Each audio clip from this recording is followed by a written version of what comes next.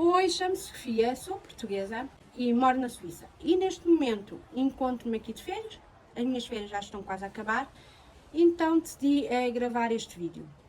Este vídeo vai ser um vídeo muito complicado para mim.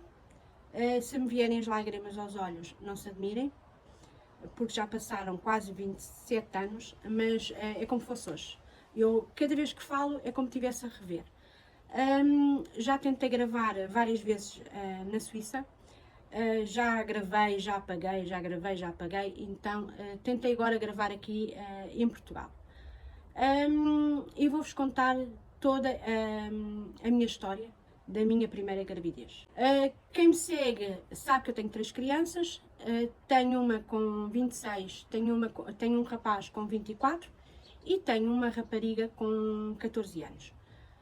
Antes de continuar o vídeo, não se esqueça de se inscrever, para cada vez sermos uma grande família. Não deixem de dar o vosso like, porque dando o vosso like ajuda muito o canal. Comentem.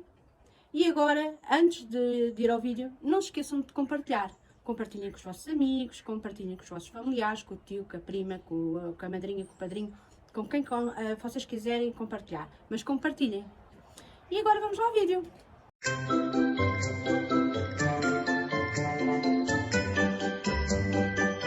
Vou-vos tentar falar, é um bocado complicado falar desta situação. Eu tive 3 gravidezes, nas 3 gravidezes fiz cesariana. A minha segunda gravidez do meu rapaz fiz cesariana com epidural. A minha terceira gravidez fiz cesariana com epidural. E na minha terceira gravidez fiz laqueação de trompas, porque já não queria mais filhos, então pedi ao médico, assinei um papel e fiz laqueação de trompas. Na minha primeira gravidez fiz com a cesariana também, mas geral, não fiz com anestesia epidural. Não pude mesmo fazer com anestesia epidural, não me deixaram. Então eu agora vou-vos tentar explicar um pouco como é que foi essa gravidez, que não estava à espera que fosse tão difícil.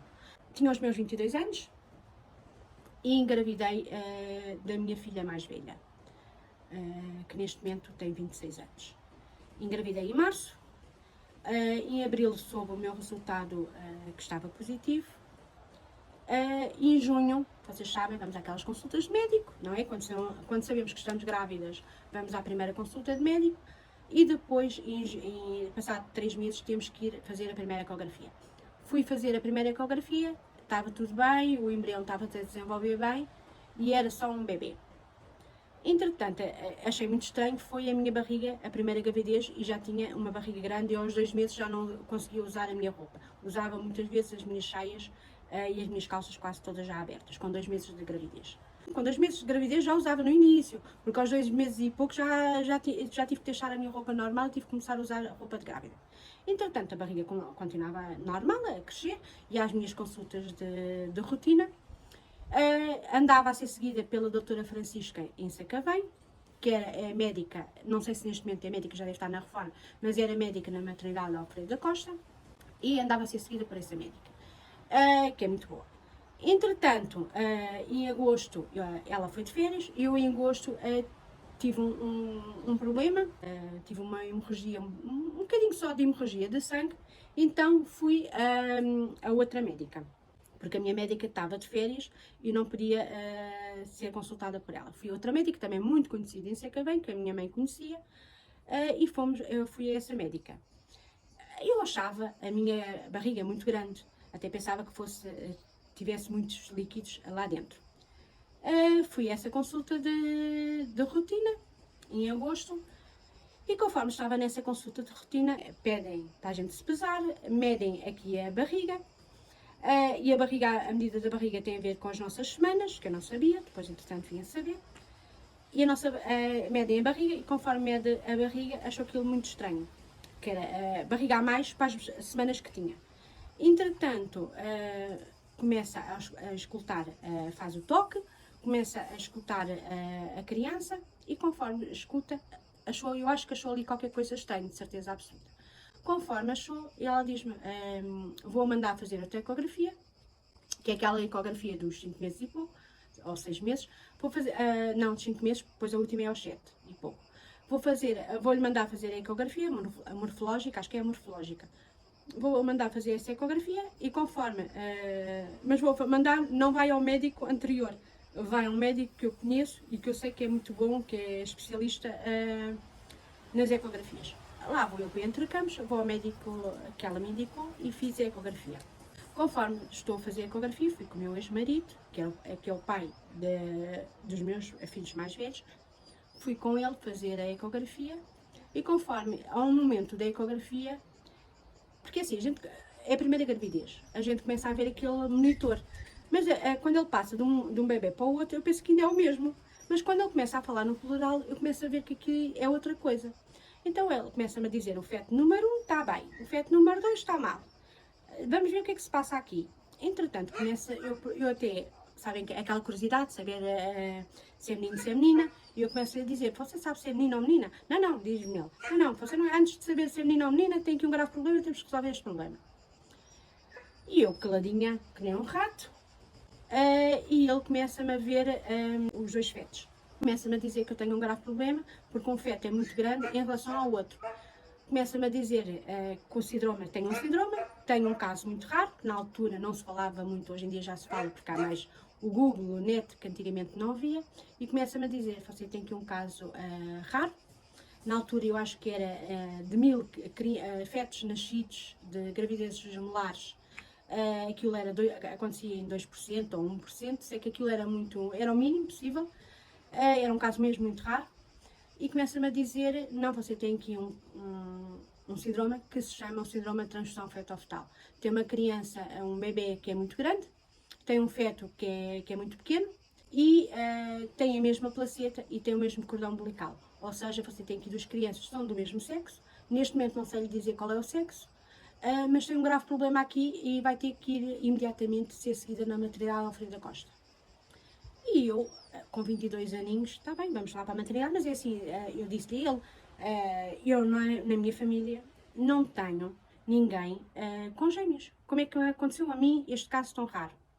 Não tenho ninguém, não sei de ninguém que tenha gêmeos na minha família, e depois já sabem, quando a gente não tem ninguém na família, a gente começa a perguntar aos tios, aos primos, às primas, às segundas primas, às terceiras primas, se sabem de algum caso de gêmeos na família, e foi o que aconteceu. Eu comecei a perguntar a toda a gente se alguém sabia de casos de gêmeos na família, e ninguém sabia. Entretanto, ele manda-me para a maternidade Alfredo da Costa, para ser seguida na maternidade Alfredo da Costa. Vou ser seguida porque naquela altura havia, e acho que ainda há, uma doutora, que é a doutora Terezinha, acho que é a doutora Terezinha Simões, que ela se chama, na maternidade Alfredo da Costa, que era especialista de gêmeos. Lá vou eu para a maternidade Alfredo da Costa, começo a ser seguida lá, fazem aquelas consultas normais, fazem mais ecografias, porque era uma gravidez gemelar, mas era uma gravidez de alto risco. Mas a gente com 22 anos nem pensamos no alto risco. Acho que a gente só pensa que é uma gravidez, nunca vai aquela coisa que é muito...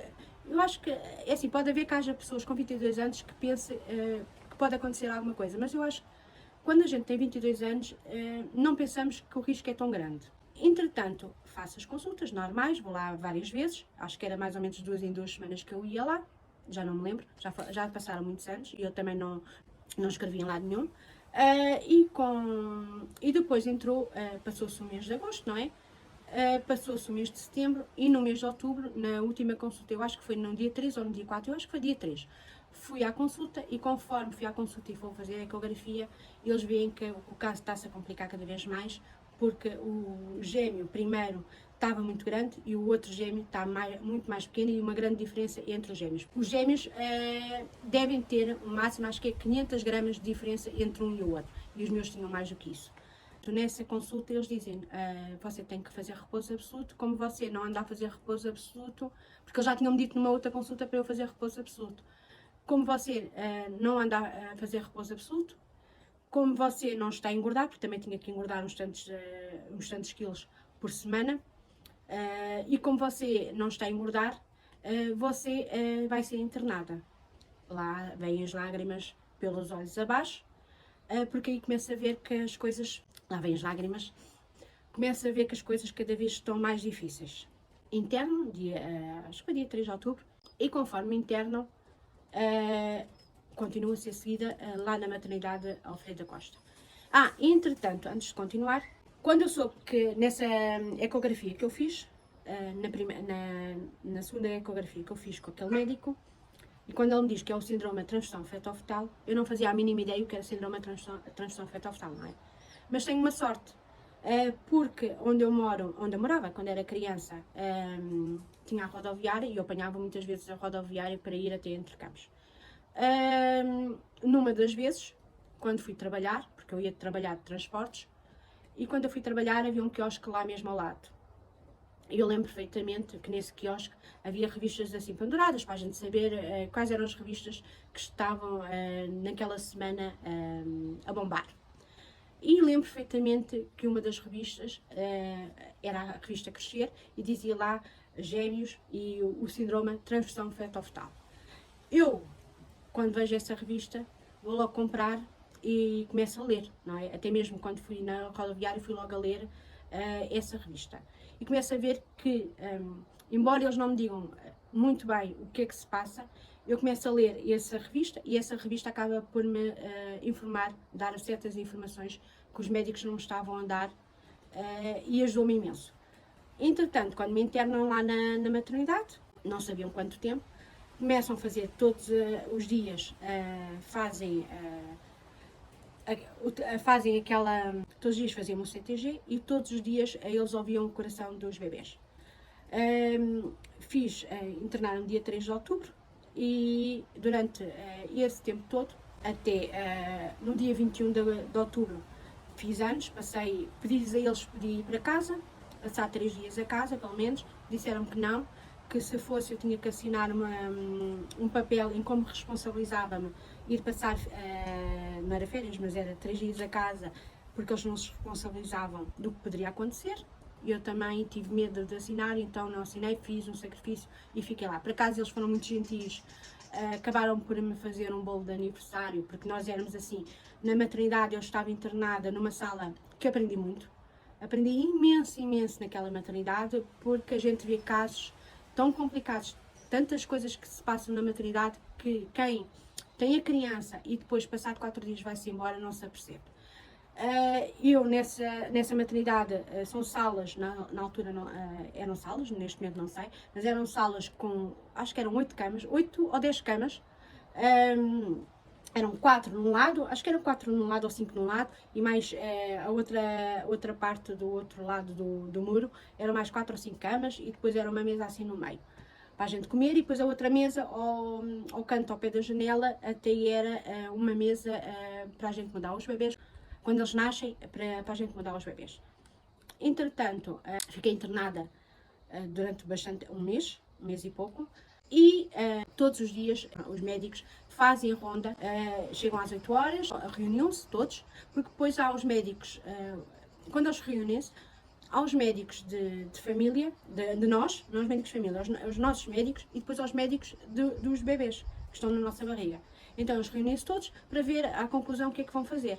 Então, eles reúnem-se entre as 8 e as 11, e às 11 horas, 10 e meia, 11 horas, começam a ronda por todas as camas e vão falando com as mães a saber como é que está a desenvolver as coisas. Cada vez que fazia a ecografia, aquela coisa para ver como é que estavam as crianças, apanhei alguns sustos enquanto estive na maternidade, porque a criança, a que era mais pequenina, deixava de comer, a maior comia a mais. Depois foram vários sustos que eu apanhei na maternidade com elas na minha barriga, a sofrer. Isto passa. E depois houve uma altura também que pensavam que as bebés uma delas era mongoloide. Entretanto, mandaram-me, pensaram que uma das bebés era mongoloide, mandaram-me fazer uma amniocentese. Lá vou eu fazer a amniocentese, vocês sabem que a amniocentese é uma agulha deste tamanho, e nos enfiam aqui dentro, com o ecrã da ecografia, eles a mostrar os bebés, e a gente está a ver mesmo a agulha a ser enfiada mesmo lá ao líquido amniótico. Entretanto, dizem-me eles, isto nos finais de outubro, fazem a amniocentese. E quando deram o resultado, quando pensaram que era só um bebê, porque quando vocês têm aquela primeira consulta, o médico diz-lhe mais ou menos quando é que está previsto o parto. E o meu parto, o primeiro, quando disseram que era só um feto, estava previsto para 19 de dezembro.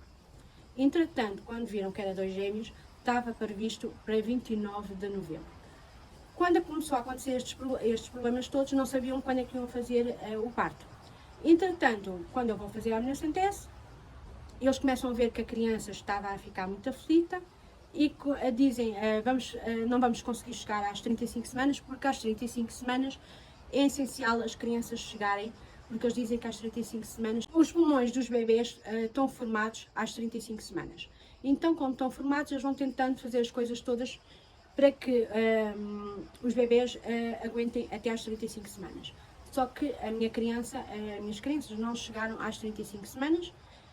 Então eles disseram, quando eles me vieram dar o resultado da amniocentese, foi uma sexta-feira, eles vieram me dar o resultado da amniocentese e disseram que as crianças eram 2 meninas, que não eram mongoloides, eram perfeitinhas, não tinham doença nenhuma, e iam fazer o parto, não iam aguentar mais tempo, porque uma estava em perigo, então iam fazer o parto na terça-feira, sim, na terça-feira, dia 7 de novembro.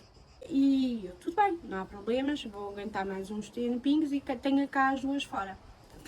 Já tinha um enxoval todo completo das duas, já tinha comprado tudo igual para as duas, alcofre para as duas, já tinha carrinho de gêmeos, tinha tudo pronto para 2 crianças. Deram-me o resultado e tudo bem, só faltava passar o fim de semana e de terça-feira tinha as 2 crianças cá fora. No domingo, porque aquilo tem, lá na maternidade tinha umas horas para irem ver as pessoas, para as visitas. E as visitas era das 3, eu acho que era das 3 às 5, ou que era. Acho que era das 3 às 5, porque às 5 horas nós tínhamos que comer, que era a altura do nosso lanche, e depois, nessa altura do nosso lanche, algumas faziam CTG, outras ouviam o coração do bebê. E quando às 5 horas as enfermeiras vão ouvir o coração do bebê, só ouvem um coração, não ouvem os 2 corações. E eu, como não tinha tido visitas nessa altura, nesse domingo, dia 5 de novembro, eu não tinha tido consulta, não tinha tido visitas, e como havia uma colega minha que era do Alentejo e que também não tinha tido visitas, fomos dar uma volta pela maternidade. Nós podíamos sair um pouco dos quartos à socapa, não é? Mas saíamos um pouco para mexermos um pouco. Porque eles queriam que eu engordasse, eu só na primeira semana que estive internada na maternidade engordei 7 quilos. 7 quilos só de repouso absoluto. Então eu queria andar um bocadinho, que era para não engordar muito. E para visitar, não é? Fui dar uma volta com essa minha colega às 3 da tarde, que eu sabia que ia ter 2 crianças e uma delas ia ser muito prematura. Eu sabia que ia para um sítio dos prematuros, em que eles estão ligados às máquinas, em que estão naquelas incubadoras. Então eu fui, como sabia que ia ter no dia 7, na terça-feira, eu fui ver essas incubadoras como aquelas eram. E conforme eu fui subir umas escadas, porque aquilo para ver, tinha que subir umas escadas e depois lá em cima tinha umas janelas grandes e a gente conseguia ver as incubadoras cá em baixo com as enfermeiras. Então aproveitei mais a minha colega e fomos ver essas incubadoras, vimos crianças muito pequeninas, de 500 gramas lá nessas incubadoras, e fui ver mais ela. Mas senti, conforme fui subir essas escadas, senti umas dores muito horríveis. Eu já andava a sentir contrações. E nessa altura eu senti uma grande contração e umas dores horríveis, como se tivessem a empurrar o meu útero para baixo. Conforme vim depois às 5 horas para fazerem a medição, para ouvir as crianças, começam a ver que havia ali um problema. Sabem que há um problema, mandam-me fazer uma ecografia para vermos como é que estavam as coisas. Mandam-me fazer a ecografia e na ecografia dizem-me que uma das bebês tinha fluxo, mas que a outra bebê já não tinha fluxo. Ou seja, a minha filha que nasceu era muito grande, tinha 2,2 kg, e a minha filha mais nova, que acho que era considerada a mais velha, tinha 1,4 kg. Tinham a mesma placenta e o mesmo cordão umbilical. Só que o que acontecia? Como era transfusão fetal-fetal, o que é que acontece? Tem o mesmo cordão umbilical. Uma alimenta a outra. O cordão umbilical, a minha Soraya comia, que era a mais gordinha, comia tudo, e a outra não conseguia chegar a comer muito. O que eles me diziam era, e disseram várias vezes, se elas nascessem as duas, por aquilo que eles tinham estudado, a mais velha, como tinha tido fluxo a mais, podia vir a ter problemas de coração, e a mais pequenina, com 1,4 kg, que se chamava Cátia Raquel, podia vir a ter anemia, porque não tinha tido alimentação suficiente. Depois, entretanto, aqueles sons todos, não é? O que é que agora vamos fazer, o que é que não vamos fazer, porque eles tiveram, vamos lá ver, eu tive aquele mês, porque eles disseram que era porque era repouso absoluto, mas não é só repouso absoluto. Eles próprios disseram que tinham que estudar o caso. E porquê que tinham que estudar o caso? Porque não havia muitos casos de gêmeos de transfusão fetal-fetal. Então tinham que estudar um caso. O caso que aconteceu foi que eu era tão novinha, com 22 anos, internaram-me para estudar esse caso, para saberem, para outras gravidezes, saberem como é que haviam de fazer as coisas. A criança, eu estou na ecografia, eles fazem-me a ecografia, dizem-me isso, eu venho de prantos a chorar, não é? E chego a isto ainda no domingo. O meu ex-marido vem visitar às 7 horas, porque eles depois têm aquelas horas para visitar também só os pais, e ele vem visitar às 7 horas e eu começo-lhe a contar o que é que aconteceu e estou em prantos, a chorar imenso, sem saber o que é que hei de fazer, porque eu à espera de duas crianças e acabo por... vou sair só com uma criança e vamos ver se a outra criança aguenta. No dia, isto passou-se à noite, não dormi nada de noite, e no dia 6, às 8 horas, entram os médicos. Conforme entram os médicos, há a reunião dos médicos. A reunião dos médicos, o que eles me explicaram foi que fizeram reunião, e quando fizeram a reunião, a médica veio falar comigo e veio falar com o meu ex-marido, e disse que me ia mandar, que agora o bebê estava morto na minha barriga, a bebê, mas que eu podia continuar com a gravidez da minha filha na barriga, até atingir agora os 9 meses. Quando eles me disseram, você pode ir para casa, eu disse-lhe a ela, doutora, enquanto vocês me souberam estar aqui a estudar, vocês queriam que eu ficasse aqui. Agora que a bebê morreu, vocês querem me mandar para casa, em vez de me estarem logo a fazer a cesariana e tirar a outra bebê, porque ela até pode morrer também. E elas, não, você pode continuar com a gravidez até ao fim, até aos 9 meses, que não há problemas nenhuns. Eu disse-lhe, olha doutora, eu não sabia que era gêmea. Eu, por acaso, depois de saber que tinha gêmeos, andei a perguntar na minha família. Toda a gente me dizia que não havia gêmeos na minha família. Só houve um caso de uma tia minha, porque a minha mãe não sabia, só soube também quando eu estava grávida, é que soube que eu era gêmea. Porque a minha mãe não sabia, só me dizia que tinha tido uma barriga muito grande, que essa barriga muito grande, no final da gravidez, mandaram fazer uma radiografia, e depois que, em vez de meter na sala de pequenas operações, na sala de partos, esteve na sala de pequenas operações. E que tinha deitado muito sangue, e que tinha desmaiado. Agora, com esta história toda, eu consigo compreender. E depois a minha tia acabou por dizer que os médicos tinham dito a ela que eu era gêmea com outra bebê, porque nesse sangue tinham visto que tinha decomposição de um bebê. Agora é assim, se eu era gêmea enquanto bebê e depois aos 6 meses apanhei, tive a meningite, que não pude levar a BCG porque já estava com essa bactéria e os médicos sabiam, imagine se a minha filha ficar com essa bactéria para depois vir a meningite, eu vou culpá-la assim, vou culpar este hospital, vocês vão ter que me resolver a situação.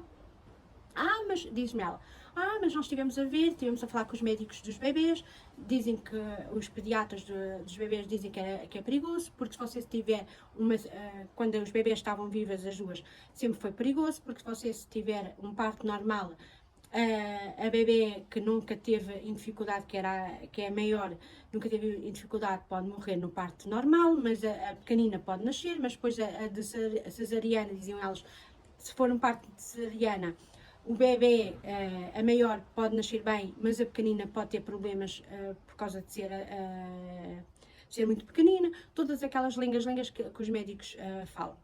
E eu, mas eu não tenho culpa. Agora é assim, vocês estiveram-me aqui, enquanto vos interessou a estudar, porque é um caso muito raro, vocês estiveram-me aqui. Agora vão ter que me resolver a situação, porque senão eu saio daqui, vou ali ao Hospital Francisco Xavier, vou lá falar com eles e depois meto o tribunal e vou resolver a situação daqui. Porque eles vão ter que, alguém vai ter que me resolver a situação porque eu quero que o bebê saia, porque eu não quero que ele contamine. Ela, isto segunda-feira, ela lá foi falar com quem tinha que falar e na segunda-feira, à 1 da tarde, ela veio-me dizer não. Eu estava até a comer uma sopa, nem tinha ainda acabado de comer, só tinha comido a sopa, porque eles davam uma sopa e depois davam a comida normal. E diz-me ela, você vai ser internada novamente e vamos lhe fazer o parto. Não vai continuar porque não vale a pena estar a continuar com essa gravidez. Então, o que é que eles fazem? Internam-me lá na maternidade, à 1 da tarde, que eu não tinha sinal nenhum, não é, de parto, então ela própria é que me arrebenta as águas, ela informa-me, ela arrebenta-me as águas para me provocar o parto, embora eu soubesse que ia ser cesariana. Ela sempre me disse, você vai fazer cesariana e com anestesia geral, não pode ser com epidural, porque você vai ver a outra bebê a nascer morta. E você já está assim um bocado complicado, está a entrar numa fase muito complicada. Elas arrebentam-me as águas e explica-me que o rebentar das águas, aquelas contrações que nós temos, ajuda a fortalecer os pulmões do bebê. Então tive desde da 1 até às 7 horas em trabalho de parto, com dilatação. Só cheguei aos 2 dedos de dilatação para conseguir que a bebê tivesse uma ajuda a nível dos pulmões para conseguir sobreviver cá.